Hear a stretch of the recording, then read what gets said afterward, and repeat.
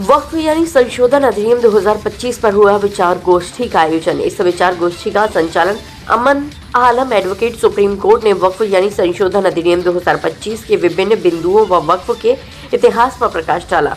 गोष्ठी की अध्यक्षता कर रहे पूर्व डीजीसी अनवर आलम एडवोकेट ने कहा कि उक्त अधिनियम भारतीय संविधान की अनेक अनुच्छेद 14, 15, 25 व 26 आदि के विरुद्ध है। मुख्य अतिथि पूर्व विधायक आबिद रजा ने समाजी एकता व समरसता पर बल देते हुए अधिनियम को सर्वोच्च न्यायालय में चुनौती देने की बात कही। कांग्रेस जिला अध्यक्ष अजीत यादव ने कहा कि कांग्रेस पार्टी संसद से लेकर सर्वोच्च न्यायालय तक इस अधिनियम की पुरजोर मुखातिफ कर रही है। पूर्व विधायक मलन मियां के पुत्र सलीम असगर ने भी कहा कि यह अधिनियम संविधान में दिए गए अनेक मौलिक अधिकारों का हनन है। जिले के सक्रिय युवागण फैजी, रजा खान व जैद फाकी ने भी अधिनियम के अनेक बिंदुओं पर अपना पक्ष रखा। इस गोष्ठी में शहर के गणमान्य लोग उपस्थित थे। संवाददाता मुजमिल हुसैन की रिपोर्ट।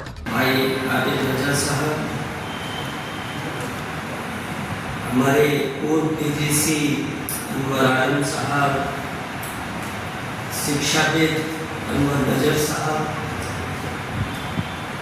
अभी हमारे नए जो अधिवक्ता हुए सुप्रीम कोर्ट में अमन आलम साहब और यहाँ मौजूद सभी सम्मानित भाइयों, मैं आप सभी का अभिनंदन करता हूँ, शुक्रिया अदा करता हूँ कि आपने मुझे यहाँ बोलने का मौका दिया।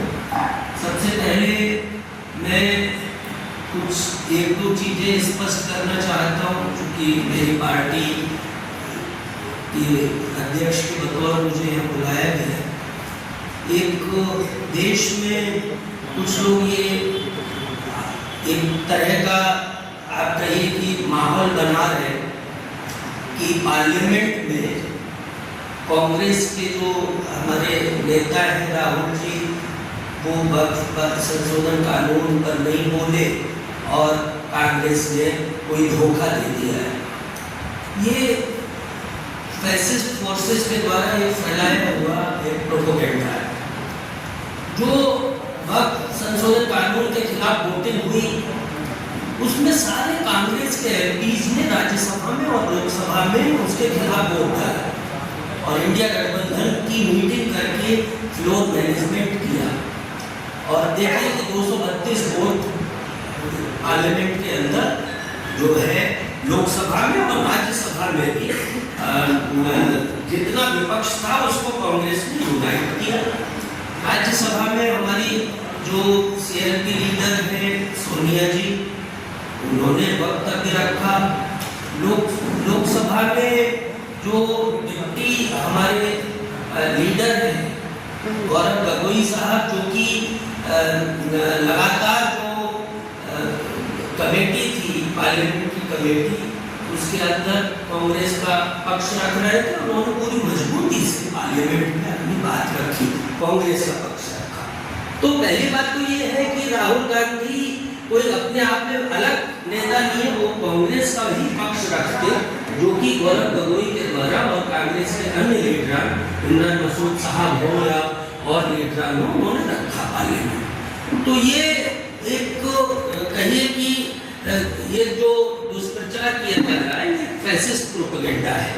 हमें और इस चक्कर में नहीं पड़ना चाहिए कि कोई इंडिविजुअल लीडर, ये पार्टी की अपनी प्लानिंग हो सकती है कि किस बात को कौन वहाँ बेहतर मजबूती से रख सकता है। दूसरी बात मैं ये कहना चाहता हूँ कि इस बात को हमारा जो अभी महाधिवेशन हुआ गुजरात में अहमदाबाद में, उसमें भी बाकायदे नोट किया गया है कि ये जो वक्फ संशोधन कानून है ये संविधान के विरुद्ध है और इसको राहुल जी ने वहाँ भी रखा, प्रस्ताव पारित किया। तो कोई भ्रम हमें नहीं होना चाहिए। कांग्रेस पार्टी इस मुल्क में संविधान और लोकतंत्र की रक्षा के लिए पूरी तरह से हर कुर्बानी देते हुए प्रतिबद्ध है, इसमें किसी को कोई शक नहीं होना चाहिए।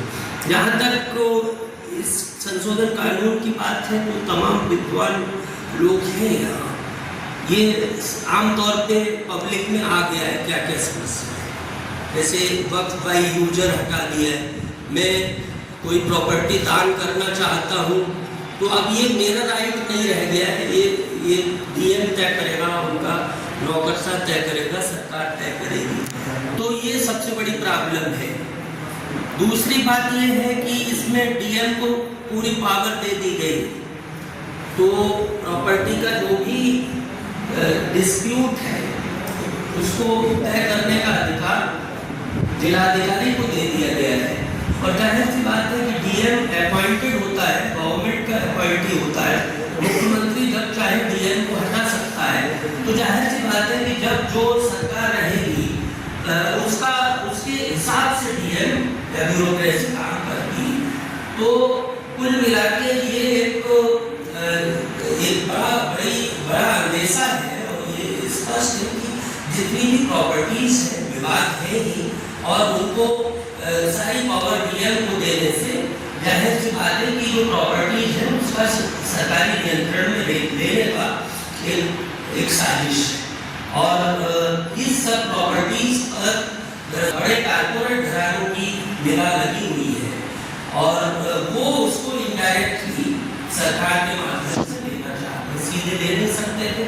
जो देश का सबसे बड़ा पूंजीपति है अंबानी, उसका जो मकान बना है सबसे महंगा मकान देश का इटाली का, वो कोर्ट की संपत्ति प्रॉपर्टी पे बना हुआ है, जमीन पे बना हुआ है, मुकदमा चल रहा है।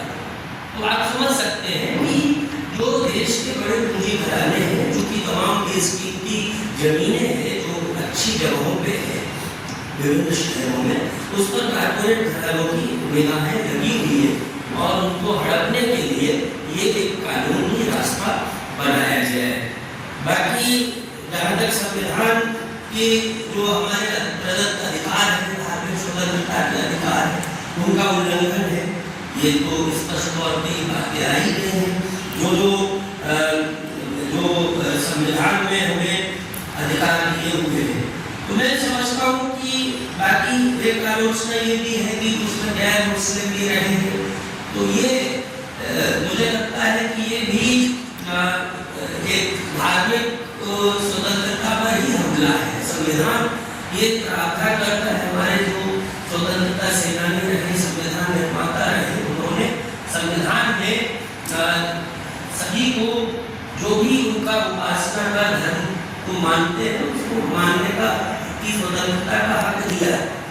तो ये उसको खत्म करना चाहते हैं और ये कह रहे हैं कि साहब पहले 5 साल वो प्रोफेस कर चुका हो इस्लाम कभी वो वक्त कर सकता है। तो कुल मिला के ये सारी स्वतंत्रताओं पर एक बड़ा हमला है और इसलिए हमारी पार्टी का मानना है कि ये संविधान के विरुद्ध है ये जो कानून है। और